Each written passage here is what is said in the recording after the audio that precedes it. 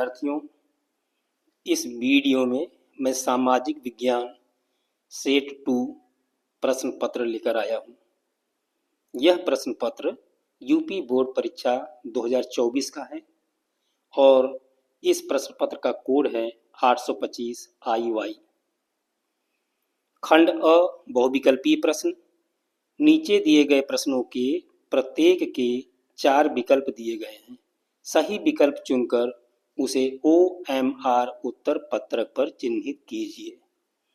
प्रश्न नंबर 1 है, जर्मनी के एकीकरण में प्रमुख भूमिका किसकी थी? Option A Hitler, option B Bismarck, option C Mussolini और ऑप्शन डी गैरिबाल्डी। तो इस प्रश्न का सही जवाब है बिस्मार्क। बिस्मार्क के विषय में कुछ तथ्य हैं कि जर्मनी के एकीकरण का वास्तुकार बिस्मार्क को कहा जाता है और जर्मनी के एकीकरण का मास्टरमाइंड भी ऑटो बिस्मार्क को कहा जाता है। 1862 ईस्वी में प्रसा के शासक विलियम प्रथम ने उसे देश का चांसलर यानी कि प्रधानमंत्री नियुक्त किया। बिस्मार्क यानी कि ऑटो बिस्मार्क के बारे में दूसरा तथ्य यह है कि बिस्मार्क रक्त और लोहे की नीति का समर्थक था। अक्सर यह प्रश्न पूछता है कि निम्नलिखित में से कौन रक्त और लोहे की नीति अर्थात ब्लड एंड आयरन पॉलिसी का समर्थक था? तो इसका करेक्ट आंसर होगा बिस्मार्क। जर्मनी के एकीकरण के दौरान ऑस्ट्रिया, डेनमार्क व फ्रांस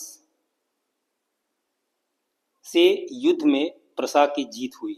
अर्थात जब जर्मनी का एकीकरण की प्रक्रिया चल रही थी तो प्रसा इस दौरान ऑस्ट्रिया से युद्ध लड़ा, डेनमार्क से युद्ध लड़ा और फ्रांस से युद्ध लड़ा और तीनों युद्धों में प्रसा की जीत हुई।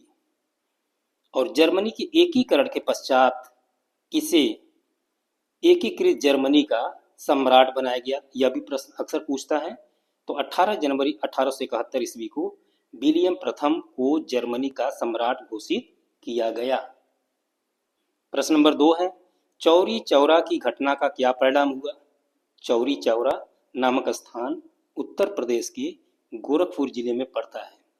तो चौरी चौरा की घटना का क्या परिणाम हुआ? ऑप्शन ए है रौलट एक्ट पास हुआ, ऑप्शन बी खिलाफत आंदोलन चलाया गया, option C Simon Commission Bharat आया, ऑप्शन डी असहयोग आंदोलन वापस ले लिया गया। तो इसका करेक्ट आंसर है ऑप्शन डी, असहयोग आंदोलन वापस ले लिया गया। प्रश्न नंबर 3 है, वर्नाक्यूलर प्रेस एक्ट कब लागू किया गया? Option A 1875, option B 1878, option C 1880 और ऑप्शन डी 1885। तो इस प्रश्न का सही आंसर है ऑप्शन बी 1878। यहाँ आप देख सकते हैं कि 1878 में वर्नाक्यूलर प्रेस एक्ट लागू कर दिया गया। इसको पूरी लाइन को हम देखते हैं। आयरिश प्रेस कानून के तर्ज पर, आयरिश का मतलब आयरलैंड, प्रेस कानून के तर्ज पर 1878 में वर्नाक्यूलर प्रेस एक्ट लागू कर दिया गया। अब यह वर्नाक्यूलर प्रेस एक्ट क्या था उसके बारे में दिया है। इससे सरकार को भाषाई प्रेस में छपी रपट और संपादकीय को सेंसर करने का व्यापक हक मिल गया। तो ये आपका करेक्ट जवाब है, 1878 में वर्नाक्यूलर प्रेस एक्ट लागू किया गया था। क्वेश्चन नंबर 4 है, ब्रिटेन में कार्न कानून समाप्त करने का मुख्य कारण क्या था? ऑप्शन ए कृषि उत्पादों में अधिकता, ऑप्शन बी जनसंख्या में वृद्धि, ऑप्शन सी कार्न आयात पर नियंत्रण, ऑप्शन डी उद्योगपतियों एवं शहरी लोगों का विरोध। तो ये इसका करेक्ट आंसर है ऑप्शन डी, उद्योगपतियों एवं शहरी लोगों का विरोध। कार्न लॉ क्या होता है? इसको इस तरीके से परिभाषित किया जा सकता है कि ब्रिटिश सरकार ने उद्योगपतियों और शहरी बासिंदों के दबाव में आकर कार्न लॉ नामक कानून लागू किया। इस कानून के द्वारा विदेशों द्वारा खाद्य पदार्थ मक्का या मकई के आयात पर पाबंदी लगा दिया गया। आपके सामाजिक विज्ञान विषय के इतिहास की पुस्तक में कार्न लॉ के विषय में दिया गया है। ये देखिए कार्न लॉ। 18वीं सदी के आखिरी दशकों में ब्रिटेन की आबादी तेजी से बढ़ने लगी। नतीजा देश में भोजन की मांग बढ़ने लगी। जैसे जैसे शहर फैले और उद्योग बढ़ने लगे, कृषि उत्पादों की मांग भी बढ़ने लगी। कृषि उत्पाद महंगे होने लगे। दूसरी तरफ भूस्वामियों के दबाव में आकर, यहाँ पर स्पष्ट लिखा है, भूस्वामियों के दबाव में आकर सरकार ने मक्का आयात पर भी पाबंदी लगा दी थी। जिन कानूनों के सहारे सरकार ने यह पाबंदी लागू की थी उसे कार्न लॉ कहा जाता था। खाद्य पदार्थों की ऊंची कीमतों से परेशान उद्योगपतियों और शहरी बासिंदों ने सरकार को मजबूर कर दिया कि वह कार्न लॉ को फौरन समाप्त कर दे। क्वेश्चन नंबर 5 है, आर्थिक महामंदी का प्रारंभ कब से हुआ? Option A 1928, option B 1929, option C 1930, option D 1932। तो इस प्रश्न का सही उत्तर है ऑप्शन बी 1929। आर्थिक महामंदी का प्रारंभ 1929 से प्रारंभ हुआ था। प्रश्न नंबर 6 है, निम्नलिखित में से किस देश के साथ बेल्जियम अपनी सीमा साझा करता है? यह नागरिक शास्त्र का प्रश्न है। निम्नलिखित में से किस देश के साथ बेल्जियम अपनी सीमा साझा करता है? Option A Italy, option B Switzerland, option C Luxembourg और ऑप्शन सी स्पेन। तो इसका करेक्ट आंसर है ऑप्शन सी लग्जमबर्ग। यह आपका नागरिक शास्त्र की बुक है। यहाँ बेल्जियम के बारे में दिया गया है। बेल्जियम यूरोप का एक छोटा सा देश है। क्षेत्रफल में हमारे हरियाणा राज्य से भी छोटा। इसकी सीमाएं एक तो लगती है फ्रांस से, दूसरा लगता है नीदरलैंड से, तीसरा लगता है जर्मनी से और चौथा लगता है लग्जमबर्ग से। पहला ऑप्शन इटली, दूसरा स्विट्जरलैंड, तीसरा लग्जमबर्ग और चौथा स्पेन। यहाँ प्रश्न पूछा है बेल्जियम अपनी सीमा साझा करता है। तो बेल्जियम अपनी सीमा साझा करता है एक फ्रांस के साथ, एक लग्जमबर्ग के साथ, ये दो हो गया, एक जर्मनी के साथ और एक नीदरलैंड के साथ। तो इस प्रश्न का सही उत्तर है ऑप्शन सी लग्जमबर्ग। अर्थात बेल्जियम की सीमा इटली से नहीं लगती, बेल्जियम की सीमा स्विट्जरलैंड से नहीं लगती और बेल्जियम की सीमा स्पेन से नहीं लगती। प्रश्न नंबर 7 है, निम्नलिखित में से कौन सा संघ सूची का विषय है? निम्नलिखित में से कौन सा संघ सूची का विषय है? पहला ऑप्शन है व्यापार, दूसरा शिक्षा, तीसरा कृषि और चौथा है विदेशी कार्य। तो इस प्रश्न का सही उत्तर है ऑप्शन डी विदेशी कार्य। केंद्र और राज्य सरकार के विधायी अधिकारों को 3 हिस्सों में बांटा गया है, जिसे 3 सूचियां कहते हैं। एक संघ सूची, दूसरा राज्य सूची, तीसरा समवर्ती सूची। तो संघ सूची के जो प्रमुख विषय हैं वह है प्रतिरक्षा यानी कि डिफेंस, विदेशी मामले यानी कि फॉरेन अफेयर्स, एक है बैंकिंग और एक है संचार, एक है मुद्रा। जैसे राष्ट्रीय महत्व के विषय होते हैं, पूरे देश के लिए इन मामलों में एक तरह की नीतियों की जरूरत होती है। इसी कारण से इन विषयों को संघ सूची में डाला गया है। तो संघ सूची के प्रमुख विषय हमने देख लिया, प्रतिरक्षा, विदेशी मामले, बैंकिंग, संचार, मुद्रा इत्यादि। राज्य सूची में आपका कौन कौन से विषय हैं प्रमुख, जिस पर कानून बनाने का अधिकार स्टेट गवर्नमेंट को होता है? पहला है पुलिस, व्यापार, वाणिज्य, कृषि, सिंचाई इत्यादि। और समवर्ती सूची में के प्रमुख विषय हैं शिक्षा, वन, मजदूर संघ, विवाह, गोद लेना, उत्तराधिकार। तो इस प्रकार हमने देख लिया कि संघ सूची के प्रमुख विषय कौन से हैं, राज्य सूची के प्रमुख विषय कौन से हैं और समवर्ती सूची प्रमुख विषय कौन से हैं। अब हम चलते हैं प्रश्न की तरफ। तो निम्नलिखित में से कौन सा संघ सूची का विषय है, इसको हमने डिटेल देख लिया। व्यापार एक ऑप्शन दिया है और दूसरा शिक्षा दिया है, तीसरा कृषि दिया है।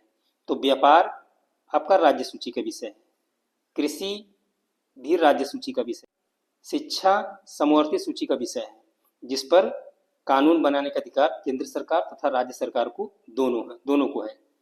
और चौथा है विदेशी कार्य, ये संघ सूची का विषय है और जिस पर कानून बनाने का अधिकार केवल और केवल केंद्र सरकार को है। प्रश्न नंबर 8 की तरफ चलते हैं। संविधान के माध्यम से महिलाओं का प्रतिनिधित्व सुनिश्चित किया गया है। ऑप्शन ए स्थानीय निकायों में, ऑप्शन बी लोकसभा में, ऑप्शन सी राज्यसभा में, ऑप्शन डी राज्य की विधान सभाओं में। तो इसका करेक्ट आंसर है ऑप्शन सी स्थानीय निकायों में। प्रश्न नंबर 9 है, उत्तर प्रदेश में प्रमुख विपक्षी दल कौन सा है। Option A Bahujan Samaj party, option B Samajwadi party, option C Congress party, option D BJP. तो बीजेपी तो सत्ता पार्टी है, विपक्षी दल आपका समाजवादी पार्टी है, प्रमुख विपक्षी दल आपका समाजवादी पार्टी है। प्रश्न नंबर 10 है, लोकतांत्रिक व्यवस्था अन्य व्यवस्थाओं से अच्छी है क्योंकि यह। ऑप्शन ए सभी नागरिकों में समानता को बढ़ावा देती है, ऑप्शन बी व्यक्ति की गरिमा को बढ़ावा देती है, ऑप्शन सी ए और बी दोनों। तो ये ऑप्शन सी सही है, ए और बी दोनों। प्रश्न नंबर 11, निम्नलिखित में से कौन सा खनिज अधात्विक है। तो इसका ऑप्शन ए दिया है बॉक्साइट, बी जस्ता, सी अभ्रक, डी मैग्नीज। तो अधात्विक खनिज है ऑप्शन सी अभ्रक। यहाँ आपका खनिजों का वर्गीकरण दिया गया है। खनिज 3 प्रकार के होते हैं, धात्विक खनिज, अधात्विक खनिज, ऊर्जा खनिज। धात्विक खनिज भी 3 प्रकार का होता है, एक लौह धातु जिसमें लौह अयस्क, मैग्नीज, निकल, कोबाल्ट पाया जाता है। अलौह धातु होता है जिसमें तांबा, सीसा, जस्ता, बक्साइट पाया जाता है। और बहुमूल्य खनिज जिसमें सोना, चांदी, प्लेटिनम आदि होते हैं। तो ये सभी आपका धात्विक खनिज है। अधात्विक में आपका अभ्रक है। और प्रश्न में भी पूछा है कि निम्नलिखित में से कौन सा खनिज अधात्विक है। तो अधात्विक में अभ्रक, नमक, पोटास, सल्फर, चुनास, चूना पत्थर, संगमरमर, बलुआ पत्थर इत्यादि हैं। ऊर्जा खनिज में आपका कोयला, पेट्रोलियम, प्राकृतिक गैस। प्रश्न नंबर 12 है, सूचना का अधिकार अधिनियम कब लागू किया गया। सूचना का अधिकार अधिनियम कब लागू किया गया। Option A 2010, option B 2001, option C 2005, option D 1990। तो सबसे पहले हम अर्थशास्त्र की पुस्तक देख लेते हैं जहां पर यह सूचना का अधिकार टॉपिक दिया हुआ है। सूचना का अधिकार यानी कि राइट टू इंफॉर्मेशन। ये आपके इकोनॉमिक्स की पुस्तक में दिया हुआ है। आज सरकार प्रदत्त विविध सेवाओं को उपयोगी बनाने के लिए सूचना पाने का अधिकार को बढ़ा दिया गया है। सन 2005 के अक्टूबर में, अर्थात आरटीआई कब लागू किया गया था, सन 2005 में और अक्टूबर माह में। 2005 के अक्टूबर में भारत सरकार ने एक कानून लागू किया जो आरटीआई राइट टू इंफॉर्मेशन या सूचना पाने का अधिकार के नाम से जाना जाता है और जो अपने नागरिकों को सरकारी विभागों के कार्यकलापों की सभी सूचनाएं पाने के अधिकार को सुनिश्चित करता है। अब हम चलते हैं प्रश्न की तरफ। तो प्रश्न नंबर 12, सूचना का अधिकार अधिनियम कब लागू किया गया। इसका सही उत्तर होगा ऑप्शन सी 2005। प्रश्न नंबर 13 है, निम्नलिखित में से कौन सा परंपरागत संसाधन है। ये आपका भूगोल का प्रश्न है। परंपरागत संसाधन, सौर ऊर्जा, ज्वारीय ऊर्जा, कोयला, पवन ऊर्जा। तो हम सबसे पहले भूगोल की पुस्तक में संसाधन चैप्टर को देखते हैं। ऊर्जा संसाधनों को परंपरागत तथा गैर परंपरागत संसाधनों में वर्गीकृत किया जा सकता है। अर्थात ऊर्जा संसाधन 2 प्रकार के होते हैं, एक परंपरागत ऊर्जा संसाधन, दूसरा गैर परंपरागत ऊर्जा संसाधन। अब हम परंपरागत ऊर्जा संसाधन में कौन कौन से आते हैं उसको देखते हैं। इसमें लकड़ी हो गया आपका, जो परंपरागत रूप से संसाधन के रूप में चलता आ रहा है। उपले हो गए, कोयला, कोयला जो कि विकल्प में आपका प्रश्न में दिया है, पेट्रोलियम, प्राकृतिक गैस तथा विद्युत। विद्युत में जल विद्युत और ताप विद्युत दोनों सम्मिलित किया गया है। तो ये आपका परंपरागत ऊर्जा के स्रोत हैं, परंपरागत संसाधन के स्रोत हैं।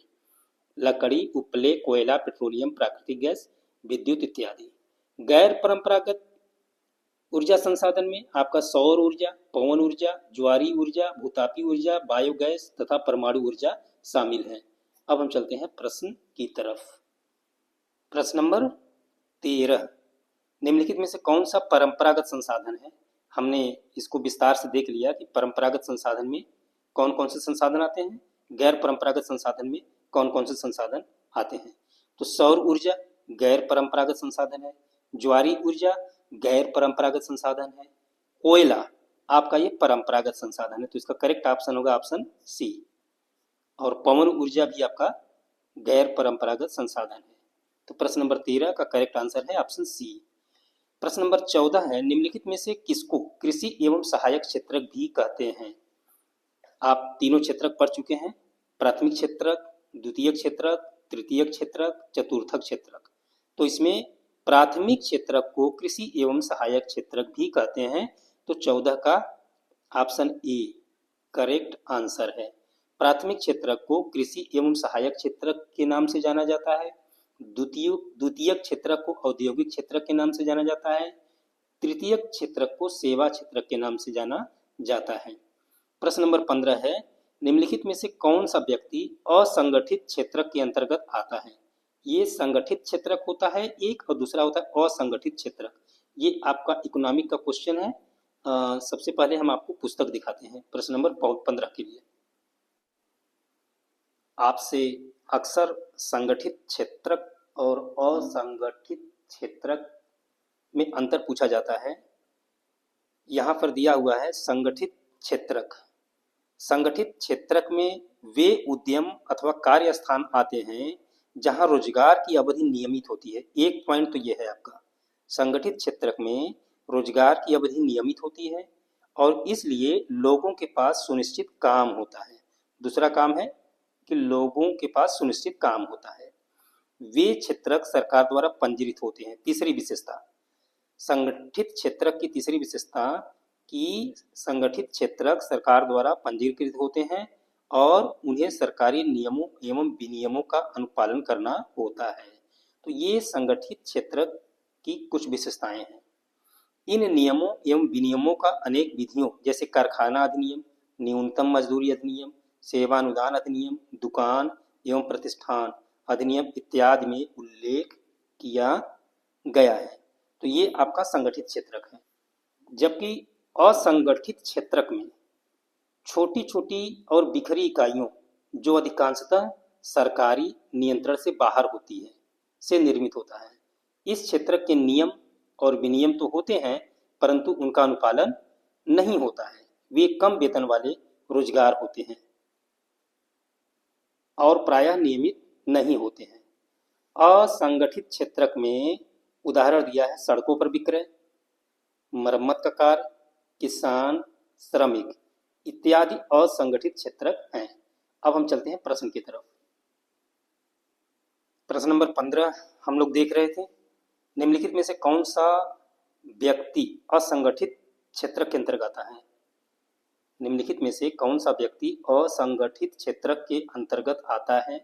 पहला ऑप्शन दैनिक कृषि मजदूर। असंगठित क्षेत्रक दैनिक कृषि मजदूर असंगठित क्षेत्रक के अंतर्गत ऑप्शन ए करेक्ट ऑप्शन है। बैंक मैनेजर आपका संगठित क्षेत्र के अंतर्गत आएगा। सैनिक भी संगठित क्षेत्र के अंतर्गत आएगा। राजपत्रित अधिकारी भी, गजटेड ऑफिसर भी संगठित क्षेत्र के अंतर्गत आता है। तो प्रश्न नंबर 15 का करेक्ट ऑप्शन है ऑप्शन ए दैनिक कृषि मजदूर। प्रश्न नंबर 16 है, मोनाजाइट रेत में निम्नलिखित में से कौन सा खनिज पाया जाता है? मोनाजाइट रेत में निम्नलिखित में से कौन सा खनिज पाया जाता है? सबसे पहले आपकी जियोग्राफिक पुस्तक में इस प्रश्न को दिखा देते हैं। यहाँ देखिए दिया हुआ है, केरल में मिलने वाली मोनाजाइट रेत में थोरियम की मात्रा पाई जाती है। तो उस प्रश्न का सही उत्तर होगा थोरियम।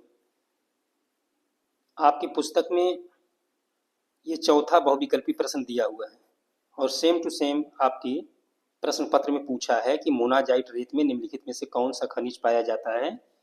खनिज तेल, यूरेनियम, थोरियम, कोयला। तो सही उत्तर होगा थोरियम। प्रश्न नंबर 17, निम्नलिखित में से किस पड़ोसी देश की स्थिति मानव विकास की दृष्टि से भारत से बेहतर है? ये आपका इकोनॉमिक्स का ही क्वेश्चन है। ये ऑप्शन ए है Bangladesh, option B Pakistan, option C Sri Lanka, option D Nepal. तो इसका सही उत्तर है ऑप्शन सी श्रीलंका। भारत में आर्थिक उदारीकरण की शुरुआत कब हुई? Option A 1960, option B 1989, option C है 1991, ऑप्शन डी है 1995। तो भारत में आर्थिक उदारीकरण की शुरुआत वर्ष 1991 में हुई थी। प्रश्न नंबर 19 है, एक वस्तु का अधिकांशतः प्राकृतिक प्रक्रिया से उत्पादन, उसके बाद खाली स्थान दिया हुआ है, में सम्मिलित है। इस प्रश्न को सबसे पहले मैं आपकी पुस्तक में दिखा देता हूं, उसके बाद इसका उत्तर जानने का प्रयास करते हैं। यहाँ वह प्रश्न दिया हुआ है, एक वस्तु का अधिकांशतः प्राकृतिक प्रक्रिया से उत्पादन, खाली स्थान क्षेत्रक की गतिविधि है। क प्राथमिक, ख द्वितीयक, ग तृतीयक, घ सूचना प्रौद्योगिकी। तो इसका सही ऑप्शन है, सही आंसर है प्राथमिक। चलते हैं प्रश्न के, हम लोग प्रश्न नंबर 19 देख रहे थे। एक वस्तु का अधिकांशतः प्राकृतिक प्रक्रिया से उत्पादन, ये प्राथमिक क्षेत्रक में सम्मिलित है। प्रश्न नंबर 20 है, निम्नलिखित में से कौन सी एक फलीदार फसल है? फलीदार फसल पूछा गया है। ऑप्शन ए मोटे अनाज, बी ज्वार, सी दालें, डी चावल। सबसे पहले इस प्रश्न को हम आपकी पुस्तक में देख लेते हैं। दालें, दालें प्रमुख दालें हैं तुर, उड़द, मूंग, मसूर, मटर, चना। इनको जो है फलीदार फसल भी कहा जाता है। तो ये दालों को फलीदार फसल कहा जाता है। प्रश्न नंबर 20 है, निम्नलिखित में से कौन सी एक फलीदार फसल है? हमने ये प्रश्न देख लिया पुस्तक में। ऑप्शन ए मोटे अनाज, ऑप्शन बी ज्वार, सी दालें। तो इसका करेक्ट आंसर होगा सी दालें, और डी क्या दिया है? चावल। तो इस प्रकार आपका 20 बहुविकल्पी प्रश्न यहीं पर समाप्त होता है। धन्यवाद।